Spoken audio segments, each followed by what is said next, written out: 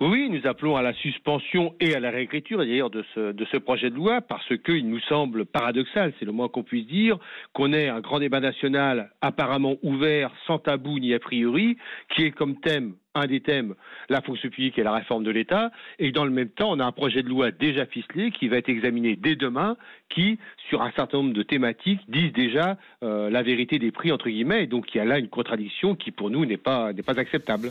Mais Jean-Marc Canon, est-ce qu'il n'y a pas une forme de naïveté, si je puis me permettre? Est-ce que vous pensez qu'à l'issue du grand débat national, on va revenir sur les annonces de suppression de postes de fonctionnaires ou qu'on va dégeler d'un seul coup le point d'indice? Vous savez que la candeur de la CGT, c'est ce qui fait son charme juvénile. Donc, je me plais à espérer. Non, mais très sérieusement, ou plus sérieusement en tout cas, nous, ce qu'on voit effectivement, c'est que le gouvernement souhaite passer en force. Nous le regrettons. C'est une conception du dialogue social très particulière. Quand tous les syndicats représentatifs disent des choses, si on est attaché au dialogue social, c'est quand même bien de les prendre peu ou prou en compte. Là, j'observe effectivement que le gouvernement semble vouloir passer en force.